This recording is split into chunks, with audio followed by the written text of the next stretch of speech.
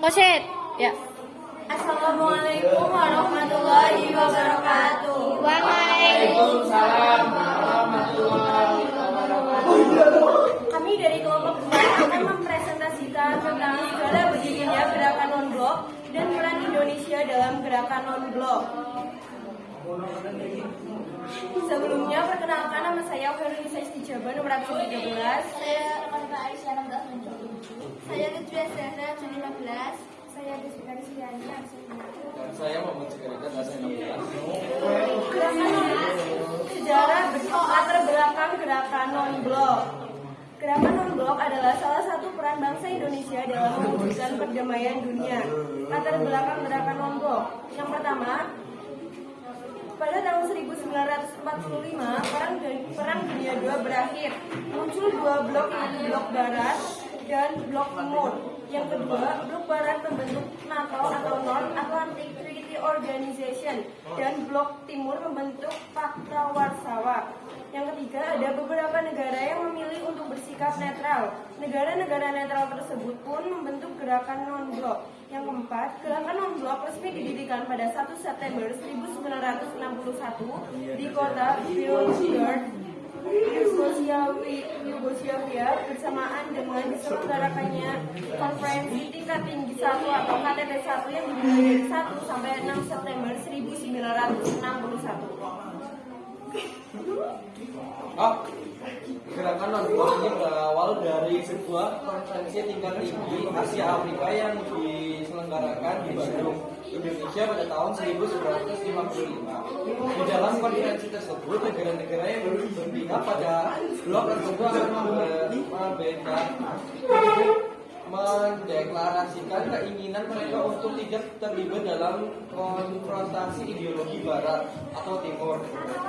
Pendiri dari gerakan ini yaitu 5 pemimpin dunia, antara lain yaitu Josip Broz Tito, Presiden Yugoslavia, Soekarno, Presiden Indonesia, Gamal Abdul Nasser, Presiden Mesir, Pandit Jawaharlal Nehru, Perdana Menteri dari India, dan Kwame Nkrumah dari Ghana. Selanjutnya ada tujuan gerakan non-blok. Yang pertama, mengembangkan rasa solidaritas di antara negara anggota dengan cara membantu perjuangan negara-negara berkembang dalam mencapai kesamaan, kemerdekaan, dan kemakmuran. 2. Ikut serta meredakan ketegangan dunia akibat perang dingin yang berlangsung antara Amerika Serikat dan Uni Soviet. Yang ketiga, berusaha membentuk pengaruh negatif dari blok Barat dan blok Timur ke negara-negara anggota gerakan non-blok. Selanjutnya, asas pembentukan gerakan non-blok. Pertama, gerakan non-blok adalah suatu blok tersendiri dan tidak tergabung dalam blok yang saling bertentangan. Yang kedua, gerakan non-blok merupakan perjuangan negara-negara berkembang yang gerakannya tidak personal dan tidak pasif. Yang ketiga, gerakan non-blok mendorong perjuangan dekolonisasi di semua tempat, memegang perjuangan melawan kolonialisme, neokolonialisme, rasisme,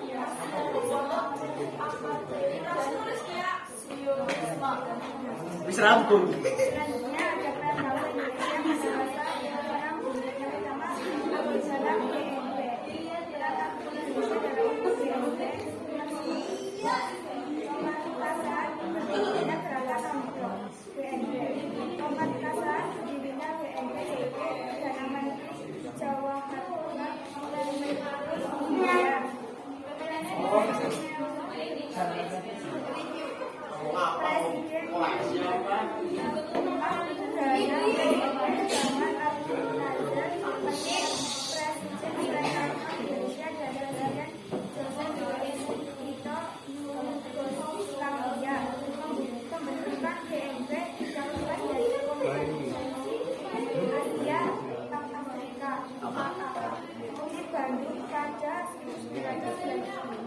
Yang kedua ada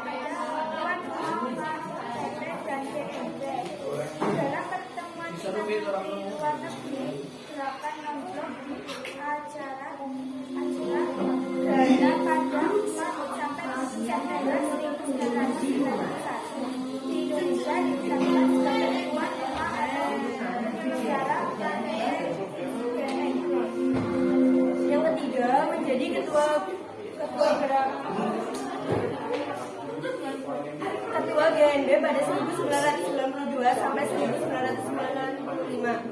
Pada 1992, Presiden Soeharto terpilih menjadi ketua GNB periode 1992 sampai 1995. Pada 3 tahun kepemimpinannya, GNB disebut berhasil memainkan peran penting dalam percaturan politik global.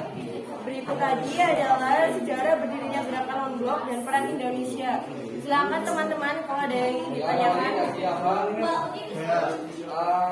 Ngobrol sendiri Saya. Perkenalkan, nama saya Andi Hidayat, absen 1. Ya, silakan Ali. Negara-negara yang mengikuti blok barat apa aja, Bang? Amerika Serikat, Inggris. Ada 8 negara yang ikut ke blok barat, yaitu ada Amerika Serikat, Inggris, Prancis, Belanda, Belgia, Luxembourg, Norwegia, dan Kanada. Oke. Allah, Apa?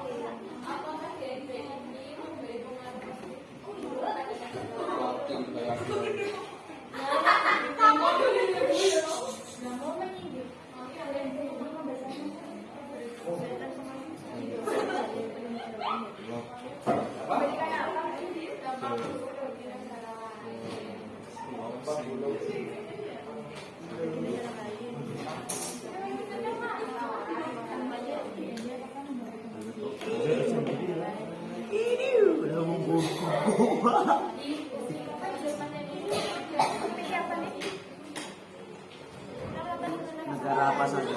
Negara apa yang mengikuti blok barat? Apa itu? Pada tahun 1962 sampai 1965, dalam bidang politik Indonesia turut menyelesaikan berbagai konflik regional di Kamboja, seperti gerakan separatisme di Filipina. Gerakan separatisme di Filipina itu maksudnya gimana, dan apakah gerakan tersebut memiliki dampak yang intinya gerakan separatisme gue digunakan orang.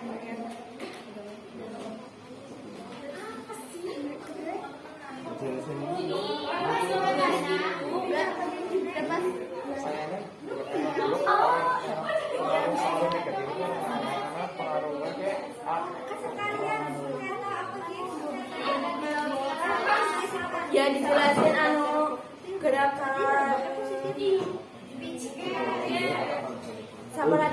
Filipina adalah gerakan perjuangan yang dilakukan oleh orang-orang Muslim Moro yang bertujuan untuk membebaskan Islam.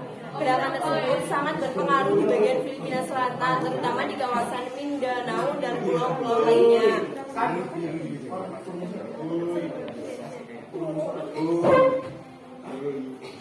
Saya kan ada pertanyaan dari Nauli. Gerakan non-blok itu tidak membawa pengaruh negatif atau dampak buruk karena gerakan non-blok dibuat pada masa perang dingin untuk tidak memihak antara blok barat dan blok timur. malah menimbulkan kayak dampak kehidupan ekonomi. Ada perdebatan apa tadi? Ya pasti ada ya, Mas. Apa lagi? Terus dampak gerakan separatis. Terus dampak gerakan separatis Moro di Filipina bisa dilihat bagi Indonesia, bisa dilihat dari perekonomian yang tidak stabil yang akan mengancam stabilitas ekonomi dari dalam dan luar negeri. Tindakan ini membuat para investor menanamkan modalnya pada negara lain yang lebih aman. Kira-kira apa? Ya enggak. Pak.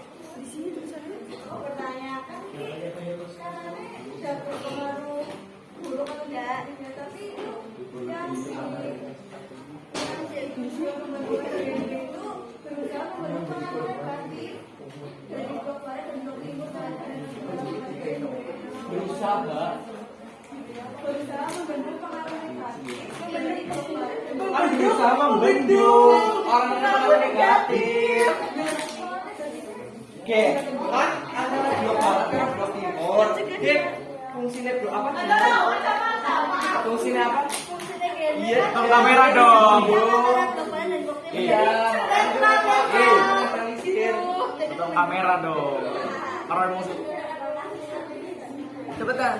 Terus sengketa di Laut Cina Selatan itu merupakan sengketa antar negara karena aktornya bukan hanya negara-negara pengklaim, namun juga negara-negara lainnya yang berkepentingan di wilayah tersebut. Sengketa Laut Cina dimulai pada tahun 2010 setelah Tiongkok mengklaim zona ekonomi eksklusif Indonesia di wilayah utara Kepulauan Natuna.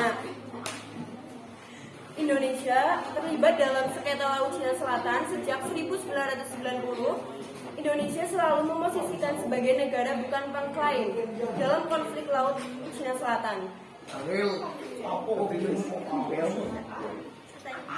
Sekian presentasi dari kami, kurang lebihnya mohon maaf.